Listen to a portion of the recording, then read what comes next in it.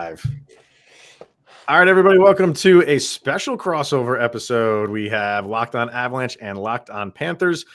We only play a team a couple times a year, and teams that kind of not really where they want to be at this stage of the season. Even though it's just about halfway through, I think both the Avalanche and the Panthers thought they might be in different positions, but we are where we are. So Locked On Avalanche, Locked On Panthers crossover coming at you right now. You're Locked On Avalanche, your daily podcast on the Colorado Avalanche. Part of the Locked On Podcast Network, your team every day.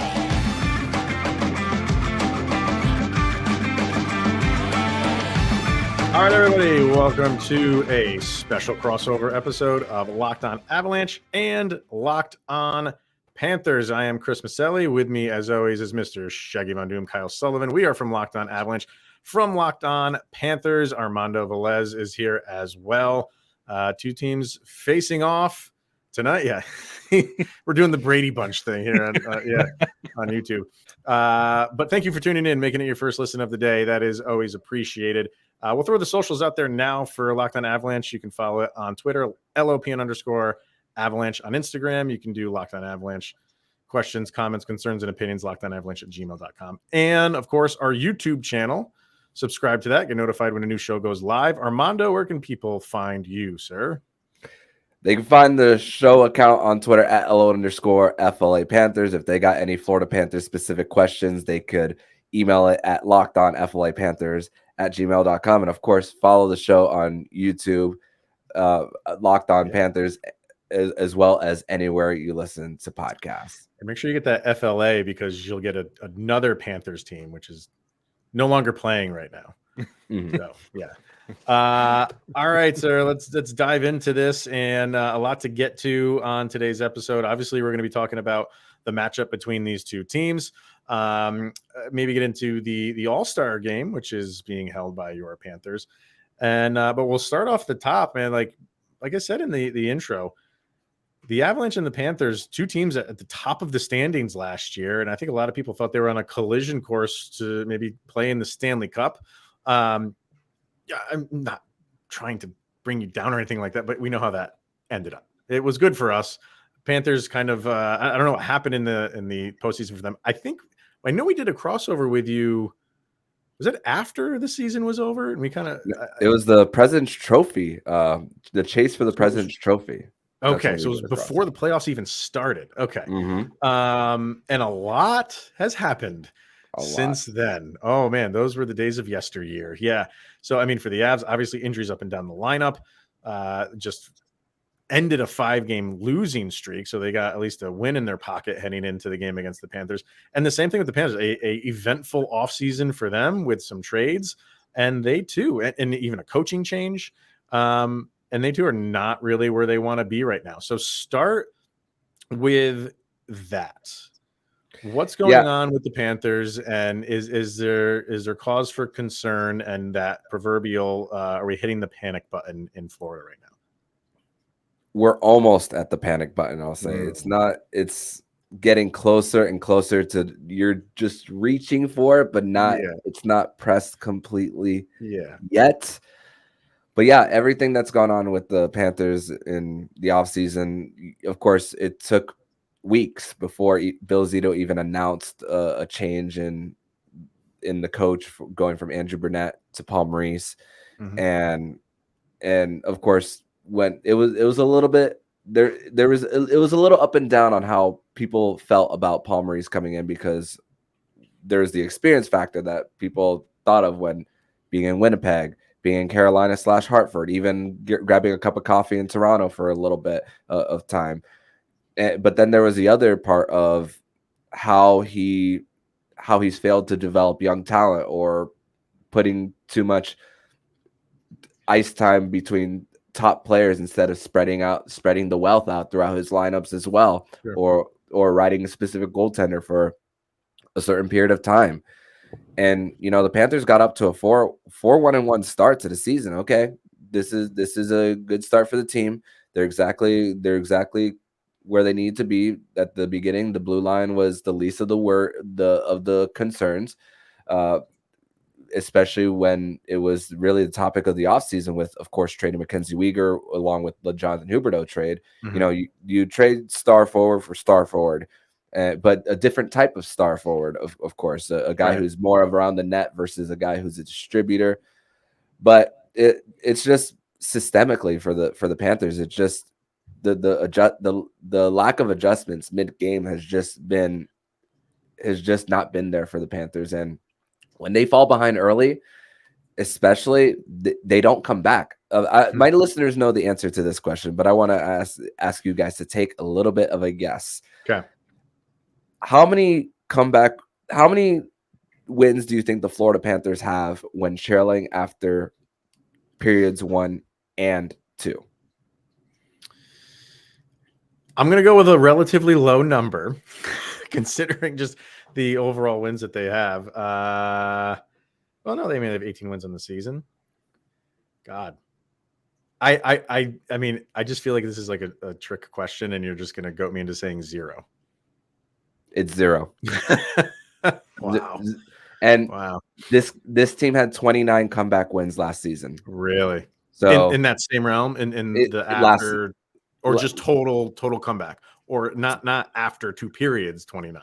That's crazy. Not after the opponent scoring first. They've won games where their opponent has scored first, but when trailing after the first period, 0 wins. When trailing after the second period, 0 wins as well. Wow. So it's been an issue consistently all season about how about the adjustment or the lack of adjustments that Paul Maurice has had, and the team can still score. They're still kind of in the top 10/15 in scoring, but it's mostly timely scoring that's really the issue with the Panthers. They have a lot of shot volume, but when it gets into like late game situations and teams buckle down, they know how to figure the Panthers out. They're forcing them to the perimeter. They're every time the puck enters the zone, they're right there closing the shooting lanes and getting it out and back out of the zone as well. So it's really about timely scoring as well, as much as you see in the top, as you see when you look at stats. If you don't watch the Panthers, you'll see, okay, they can score, they just can't defend. But it's more than just that when it comes to the Panthers. Obviously, they have their issues. Sergei Bobrovsky actually had a great month of December for the Panthers. And after just a poor start for the season, Spencer Knight has dealt with a non-COVID illness, came back just a few weeks ago as well. So he's been up and down himself as well. Bobrovsky having to step up in his absence, and then Spencer Knight coming in against the New York Rangers takes a loss. He took a loss to the Dallas Stars last night, and today at practice for the Panthers in Dallas, they practiced in Dallas right before flying to Colorado, and there was a big shakeup with the lines. Okay. Anton Lundell, who's usually playing third line center, is now on Barkov's wing along with Sam Reinhart. Matthew Tkachuk was on the top line with Barkov. Well, in the middle of like Sunday's game, he was on the top line, and then they went to the second line. And Carter Verhaeghe's no longer with Barkov on that top line as well. Now he's on second line. Eric Stahl's now on the third line. Colin White, who played mostly wing, is now on the fourth line center. So it's been a bit of a shakeup, and it sounds like an Avalanche team. Timely scoring is really the thing for the Panthers that hasn't been there. And you mentioned the turnover at the head coaching position. You've also mentioned the moves that were made in the offseason, and now just the lines being shaking up. And like Chris mentioned last year, like how the two teams were on that collision course for the Cup. And for Avalanche fans that are listening to this right now, or anybody else who hasn't seen a Florida Panthers game, is this the same? Where's the DNA on this Florida Panthers team? Because last year that was a cohesive machine type unit that was plowing their way through the season. Right now, it looks like pieces are falling off, and the pieces they're putting back together, it's a completely different makeup of a team. Is there any synergy between last year and this year between the two teams?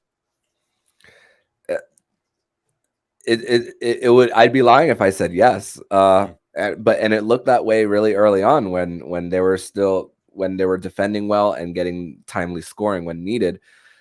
But even Paul Maurice, after their game against Dallas, spoke about how the players are not really confident in the system. And when the head coach talks about that to the media,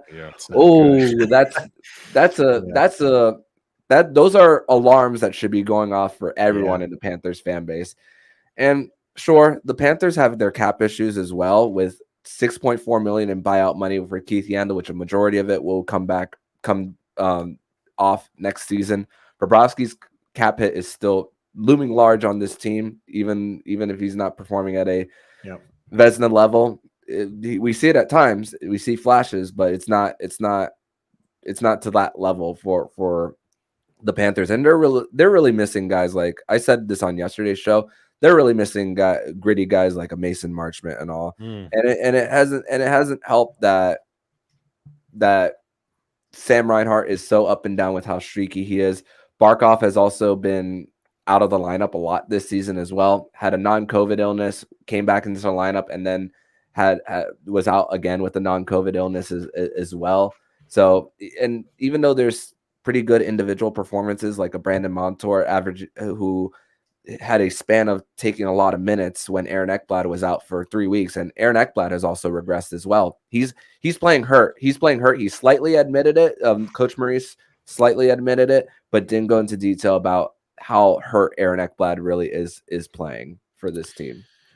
And just quickly before I get to a question I want to ask you, but you mentioned that they're giving up a lot of goals. Yeah. And just in the division, 141 goals they've given up, and there's only one team in that division that's worse, and that's Montreal.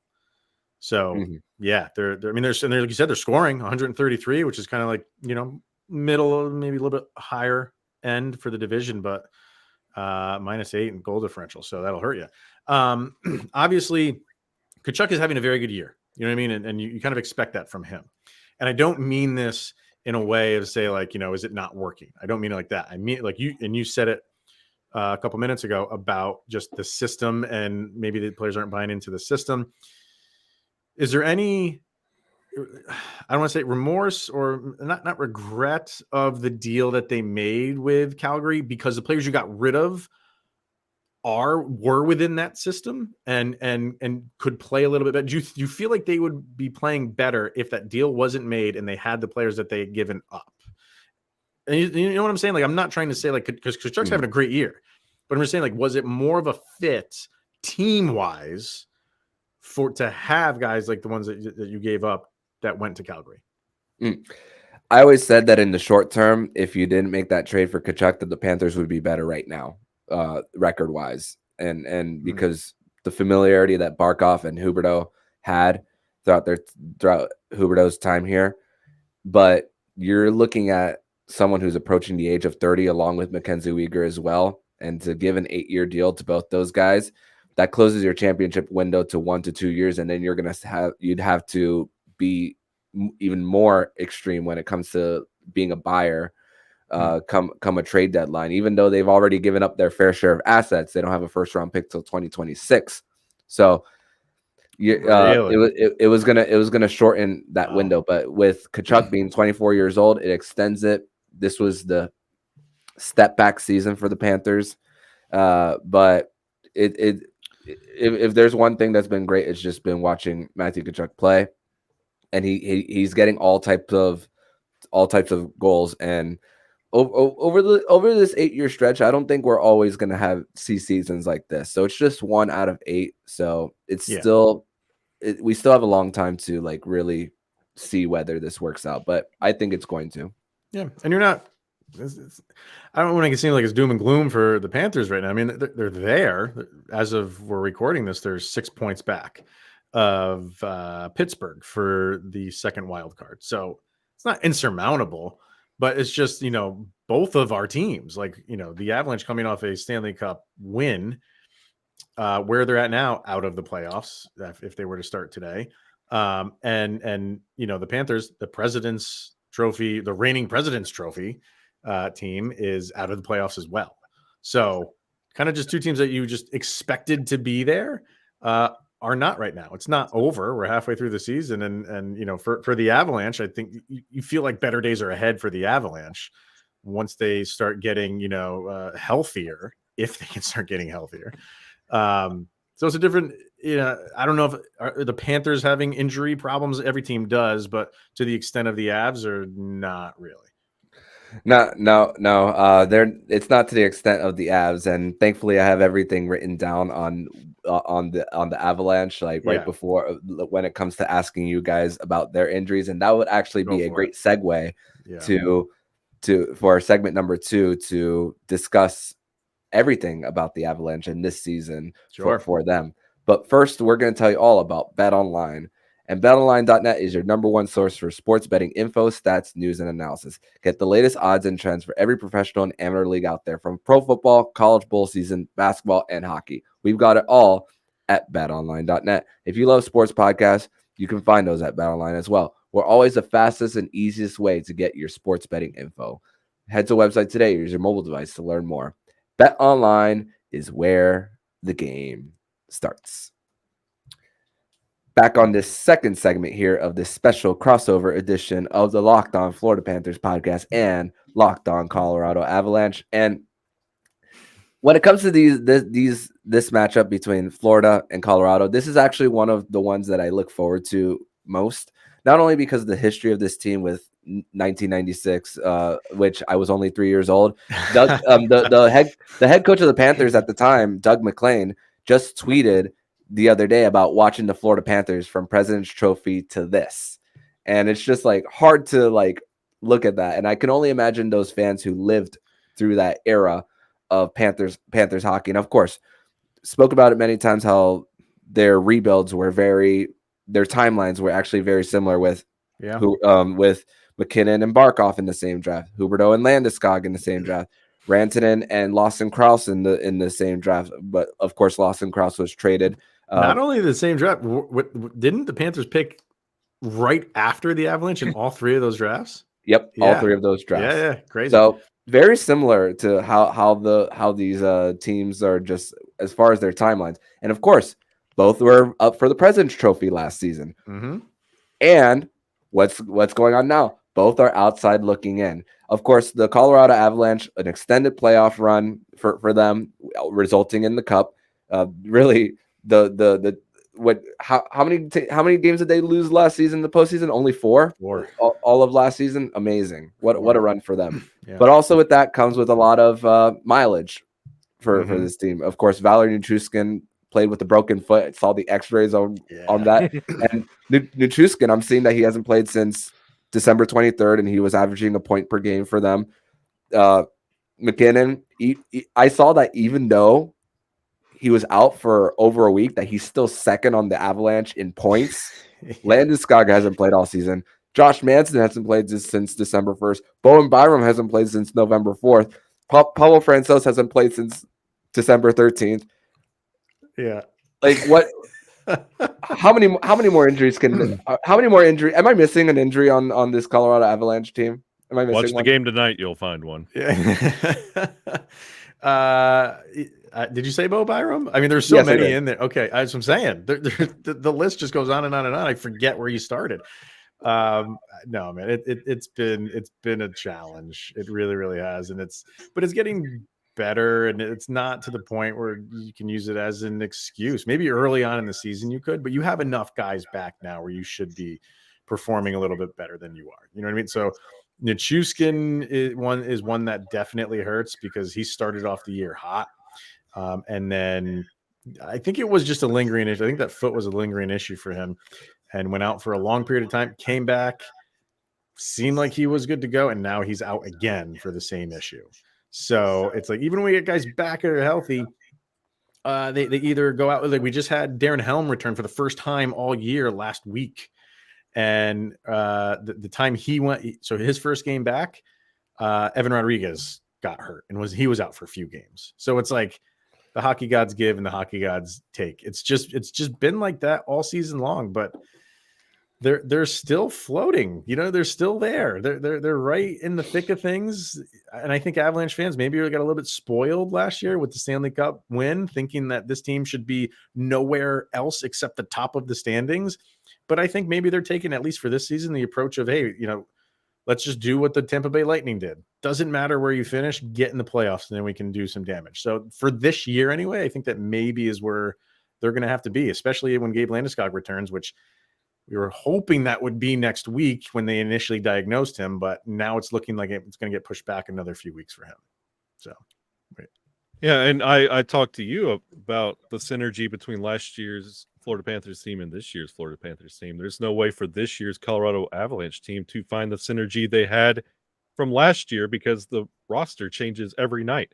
It could be additions of Colorado Eagles. You don't know who's going to be on what line. That's been the biggest thing for the Colorado Avalanche is, like you joked, is there any injuries that you missed? You don't even know who's going to make the ice that night and if McDermott's going to be a forward or defenseman. You have no earthly idea. And it's hard for this team to get back to that machine that they were last year when the roster is day to day itself. And you mentioned, Kyle mentioned the Colorado Eagles. They've called up a ton of them. I guess that is like a silver lining, but it's not really one that you want. You don't want to see as many of your minor league players as the Avalanche have seen. I think all of last year they used, I'm going to be off by a couple players here. There's like 37 players or 38 players all of last year. And they surpassed that in December. They already passed that. So that's just how crazy it's been, how many players that they are using. And like I said, it's good to see some of your youth, but at the rate that they were using them, and these guys aren't going to put you over the top. Like they're trying their hardest, and you did see some good, like Jean-Luc Foudy came up, looked fantastic.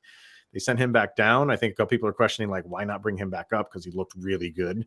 But so you have some of those things like, okay, in the future, we know that we're still okay with some players, but Avalanche, the franchise and the fan base are not looking into the future. You mentioned the Panthers window. The Avalanche window is open right now, and they got to win as many as they can right now.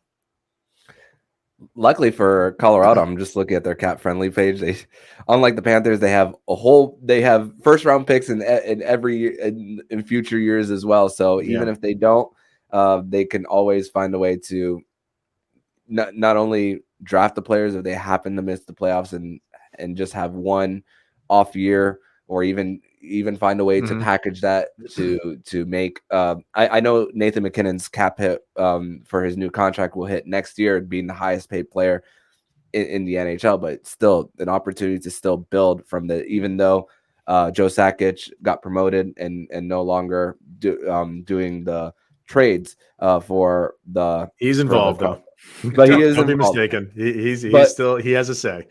But just looking at these lines and seeing Evan Rodriguez on the right wing, Mikko Rantanen, despite all the injuries, Mikko Rantanen has just been incredible for this team. But I'm also looking at where they rank as far as scoring. And the defense is the least of their issues.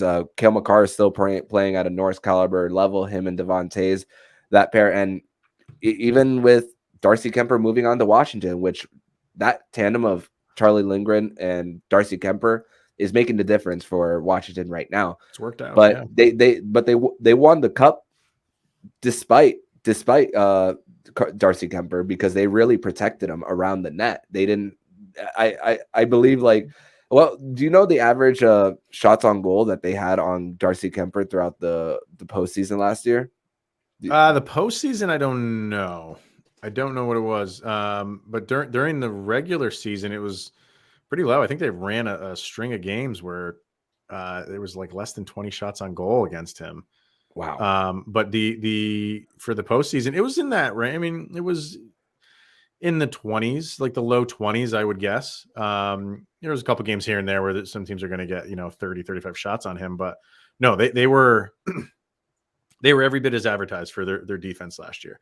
And they had the scoring depth too, which has been a struggle. When you have as many players out as you have, and you bring up those AHL guys, like I said, like they're just getting acclimated to the game. So the scoring was right now is like seems to be coming around a little bit, but man, they were struggling to score 3 goals in a game, and for an Avalanche team that can routinely put up 5 goals a game, 6 goals a game, and then the defense on the other end was not protecting Georgiev, and he's getting 40 shots a goal thrown on him.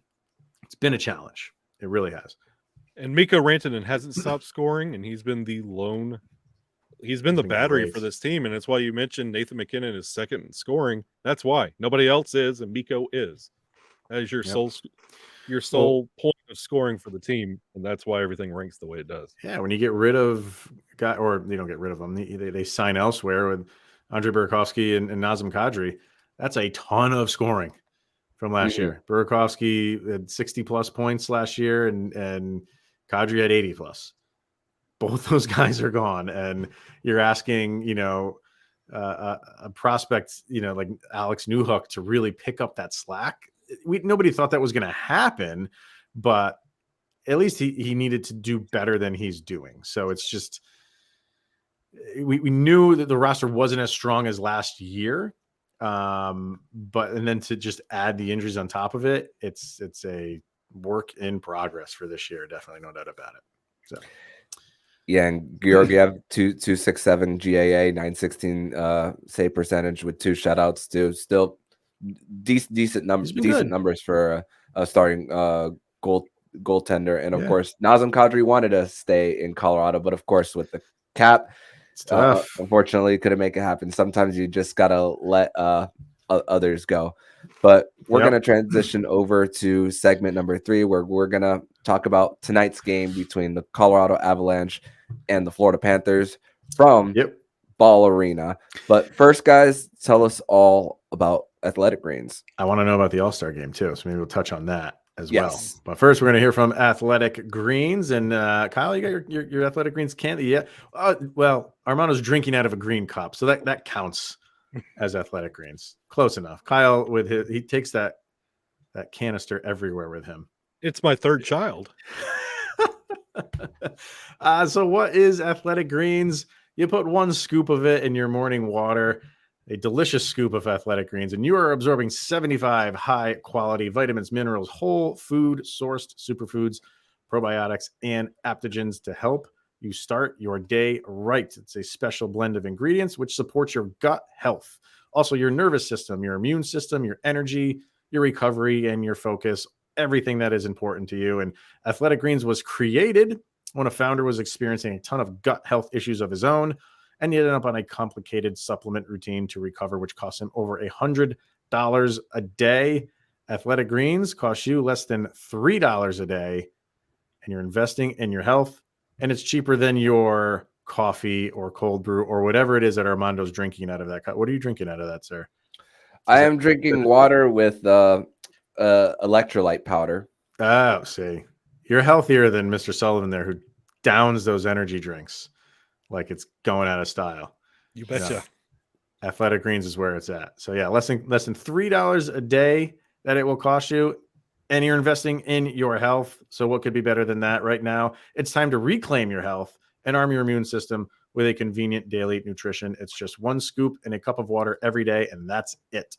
No need for a million different pills and supplements to look out for your health. And to make it easy, Athletic Greens is going to give you a free 1-year supply of immune-supporting vitamin D and 5 free travel packs with your first purchase. All you have to do is visit athleticgreens.com/NHL Network. Once again, it's athleticgreens.com/NHL Network, and take ownership over your health and pick up the ultimate daily nutritional insurance. All right, sir. I just want to ask you quickly on the All-Star game, which is in Florida right now. Well, first of all, I read a really good article on The Athletic. It was last year, and they were talking about like practice facilities that teams are building now to like woo in like free agents. And they specifically talked about the Panthers, how they want to get theirs done before the All-Star game. Number one, is that done? That practice facility, is it even anywhere remotely close to being done? Or Are they even building it? I don't know. I haven't really kept up with it. The newest practice facility is the War Memorial Coliseum, which is on the eastern side of Broward County near the beach. Last time I checked, they it said that they would open towards like the spring/summer of 2023. So if they are gonna get that done, they're gonna have to really hurry up to try to. And listen, it's gonna be a lot closer to where a lot of the players live too. So if you're not familiar with South Florida geography, the arena for the Panthers is on the western side of the county, and then everything west of that is just land, nothing else behind it.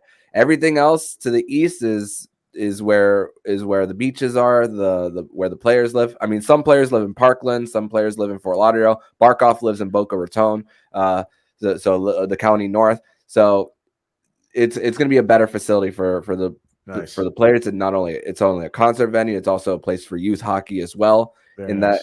That place. So it's going to improve the experience for players who want to come down.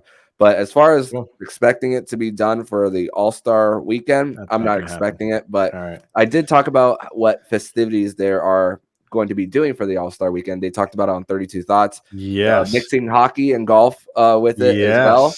I would love if it wasn't 250 miles away from South Florida to do something in relation to TPC Sawgrass, where the Players Championship is held, but a little too far from South Florida. But they were talking about that though. They didn't specifically mention it, but the way that he phrased it was like everybody knows green. Of that really famous green, and like he didn't go into detail. I'm like, man, that would be. And they're doing a dunk tank, I think. Yes, they are doing a dunk tank as well.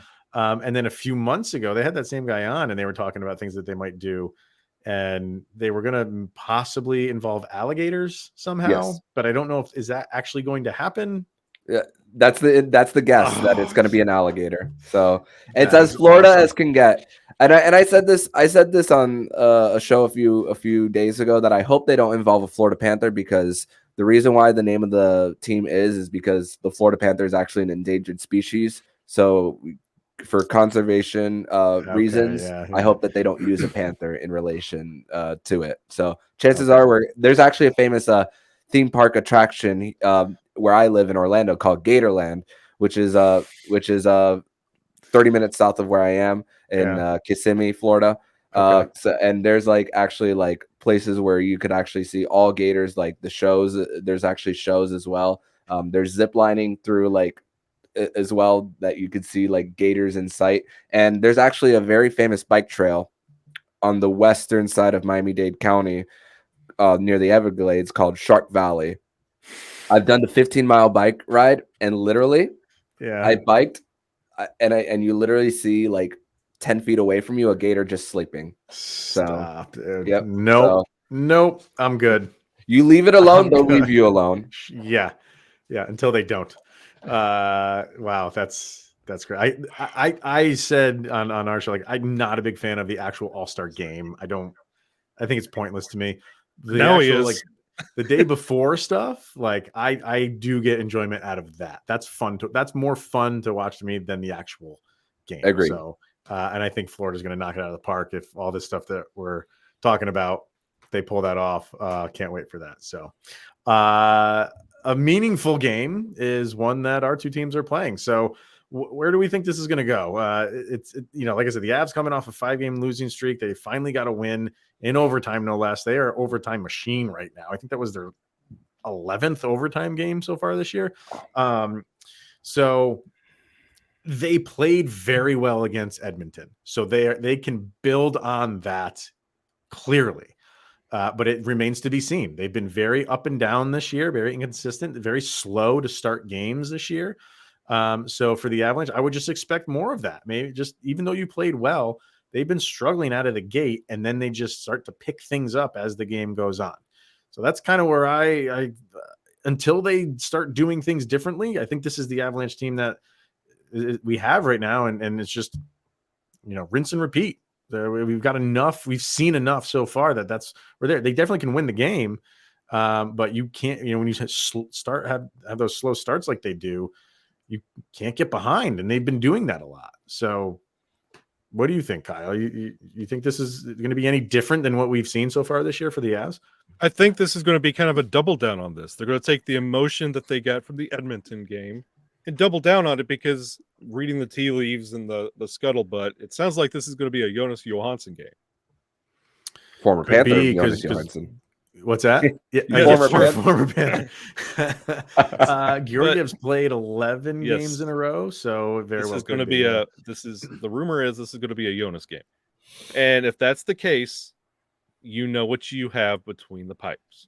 And the last thing you want is to take that emotion that you gained in the Edmonton game and give that to Florida, who's also in the same position that the Avalanche are. And what a great statement win to prove, hey, I think we're getting this back on track, then beat the defending Stanley Cup champions. Like every team that has beat Colorado, that you lead in your show with, we beat the defending defending Stanley Cup champion Colorado Avalanche, and you believe you're on the right track. But this is what the Avalanche face night in, night out, and they could take this momentum and give it right to Florida if they drop this game.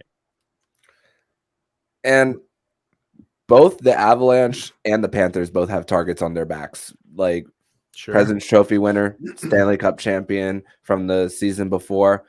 They know that when you see a certain team on your schedule, those are teams that you get up for. And of course, the same thing with the Tampa Bay Lightning as well. Same thing every time any team who faces Connor McDavid and Leon Draisaitl as well, even though they've underachieved in the postseason for the most part, with the exception of last season.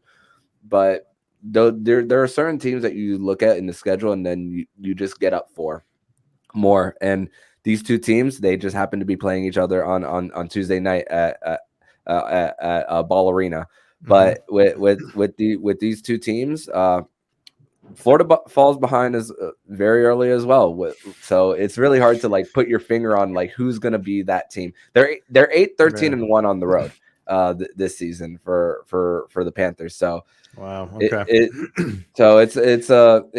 And while the Avalanche 9-7-3 at home. Yeah, so I'm going to go. I was about to say that's very abysmal compared to last year. Yeah. Mm-hmm. So if I had to have a prediction for this game, even though the Florida Panthers do need 6 out of 8 points on this road trip to kind of save their season, even though they're technically not out of it, I just don't know how you can go into the Avalanche's barn and come out with a win. Even dropping 1 point at this point in the season, you've fallen that far behind that it's just discouraging with how they've dropped games. I mean, a blown lead to Edmonton and St. Louis in back-to-back games when you had the lead for 2 points, and then you come out with one instead in both of them. But I'm going to say that the Colorado Avalanche will win this game on Tuesday night between the Florida Panthers and the Avs at Ball Arena. You got a score, or you just think it's just going to be an Avs? I'm going to say 4-2 Avalanche. All right. What do you think, Kyle? Tonight's the night, baby. 7-3. Whoa.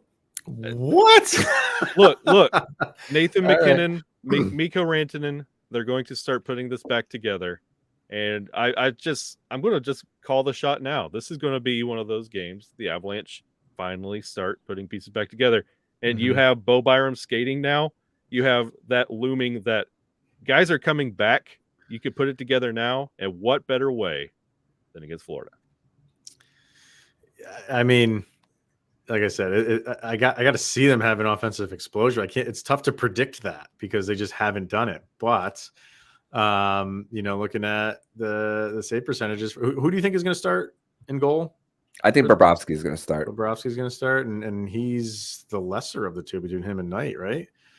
Save percentage wise, he's at 8.95. So, and then if Johansson does start this game, we could have a shootout. Very well could have a shootout. So, I guess all right. If we're going with Johansson is starting for the Avs, if that is the case, and is Bobrovsky, definitely going to overtime because the Avalanche seem to enjoy doing that recently. And yeah, why not make it a high scoring game? 6-5, we'll say 6-5 Avs overtime. It's a shootout. And I will say last year, the game, I think it was the first game between these two teams, was one of the best games of the year for the Avs. I think they ended up winning. It was the first game. I think it was in Florida. What a game between these two teams. So entertaining. One of my favorite games of last year. And so, hey, could still happen. I mean, it's so funny. Like, we could probably host each other's show and nobody would know the difference because these two teams would seem like they're exactly the same right now and just the struggles. So I think it'll be a good game. I think it'll be two teams that are fighting for, like you said, they're fighting for their season. And that's where the Avalanche are right now, day in and day out. Every single game has so much more importance because you have to keep up in the standings. You have to. And the same thing is for the Panthers. So you're going to see two teams fighting this out. Now, you said the Panthers are they're on a 4-game road trip right now? Yes. Detroit, Dallas, Colorado, Vegas, 4 different time zones. This is the third. This is the third game in that 4. Okay. All right. So I think it'll be a fun one. So get ready, strap in, and enjoy it. So that is going to wrap it up for this special crossover episode. Thank you everybody for tuning in and making your first listen. Hope you guys enjoyed it. We'll probably do this again by the time the season is over. We like doing crossovers with Mr. Armondo of Locked On Panthers. So for Mr. Shaggy Von Doom, Kyle Sullivan, I am Chris Maselli with Locked On Avalanche. He is Mr. Armondo Velez from Locked On Panthers. Thank you, everybody, for tuning in. Enjoy the game. Go Avs and Panthers. Okay.